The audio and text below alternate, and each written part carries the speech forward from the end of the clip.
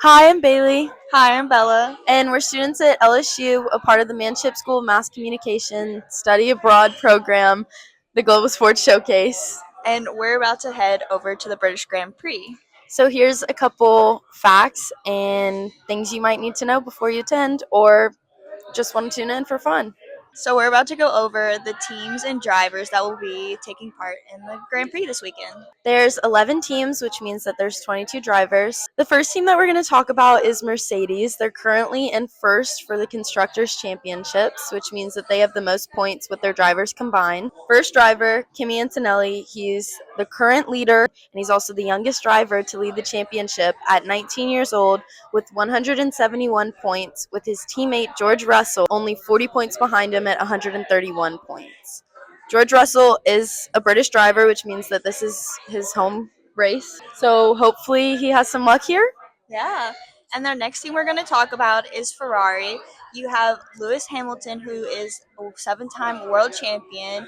He's also British, so this is his home race. He's the most decorated driver on the grid, and he's coming off his first win with Ferrari this season. And our next driver is Charles Leclerc. 2 podiums so far this season. Ferrari's coming up a little bit. It's looking up for They Ferrari, which are. is really good Yeah. considering they haven't had the best No, streak. the strategy is just not there for them. There's a running joke that Ferrari's strategy is just not the best. So hopefully we see Hopefully a change in that this Yeah. race. The next team that we're going to talk about is McLaren. They were last year's Constructors Champions. They are coming in with an upgrade this race, but they are not allowed to change the battery. They have already reached their max because, especially with Lando, he's already had to have like 3 replacements, I believe, and that's the max you can do in the entire season. So if he Yikes. replaces it, that's a penalty for him. I don't think they want that for his home race. The first driver at McLaren that we're going to talk about is Lando Norris. He was the previous world champion last year and also last year's Silverstone race winner in front of his home crowd. Lando also has a grandstand section. Look for the sea of neon yellow, and that's his home grandstand. The second driver we also have is Oscar Piastri. Oscar Piastri was third in last year's world champion race. He did lead it for a good bit. Going but then into summer break. It did end up going over to his teammate. Hate to see it, but I think all the other Lando fans were very happy for all the it. Lando fans Yeah, were the happy. Lando fans. So I'm crushed because I'm an Oscar. I was excited. I'm a Lando fan, so We're gonna battle it out. I have Stay my- tuned for the fight scene. yeah. The next thing we're gonna go over is Red. You're just gonna hear this music. This is so bad. Really ignore Queen behind us. Okay.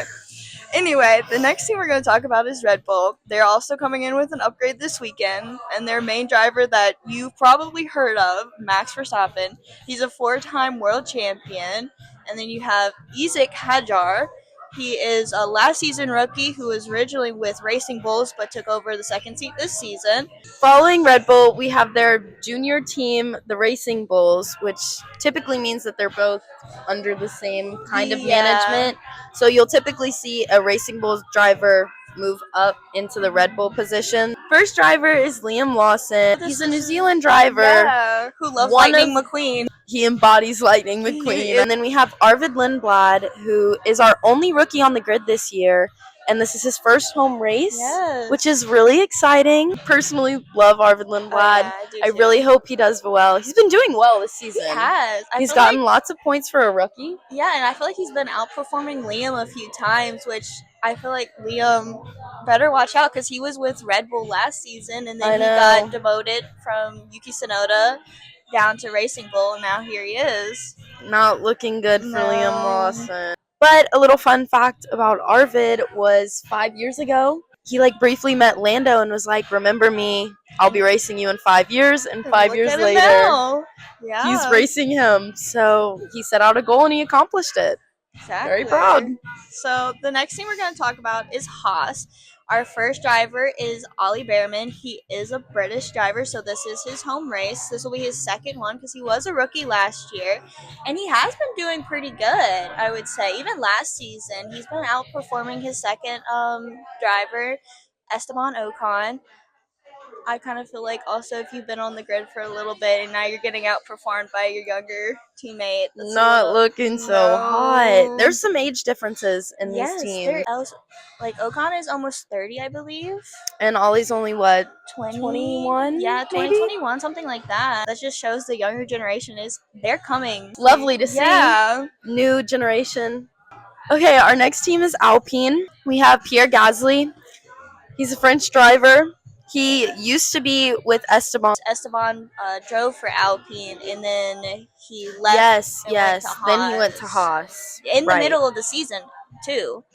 It was like right at the Right. end because then Franco came. The second driver for Alpine is Franco Colapinto. He's an Argentinian driver. He has a big fan base. I will give it Huge to fan them. base.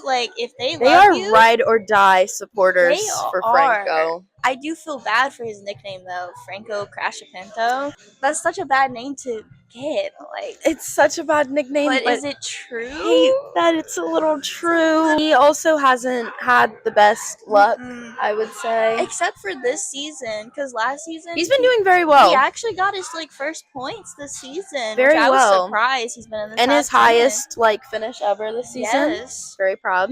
The next team we're gonna go with is Williams. They're also coming in with an upgrade, and their drivers are Carlos Sainz, who used to drive for Ferrari, and me personally, being a big Ferrari fan, I'm actually kind of heartbroken by it. Me too. Like, I know Lewis Hamilton is the GOAT, but I thought him and Charles were the perfect pairing. they were the perfect pairing. I'm so upset that they were split. C squared is split. But I So miss sweet. Carlos and Charles. I do miss them, I but do. I do like Carlos and Alex. I do. That's why our next driver is Alex Albon. He is a Thai driver, and he's the only one. I know whenever believe he so, yeah. goes to Singapore, they halfway consider it his home race, and they come out and support him, which I love that for him since he doesn't have an actual home race. The next team that we have is Aston Martin. They are also coming in with an upgrade. We have Lance Stroll. Fun fact, his father owns the team. Is that why he's still here? I think so. I believe so. He's currently at 0 points. Yes, we have 4 drivers at 0 points. 4 drivers at 0 points, and he is one of them. And Aston Martin, a few years back, was able to deliver podiums. They were. And now they can barely get points. But also with Lance, the biggest joke is it's 21 drivers and Lance Stroll. He's just there. And people think that he should be kicked off, but since his dad owns the team, he's going to stay. He's going to stay as long as his dad. Yeah. He has gotten a lot of hate that personally I don't think is deserved.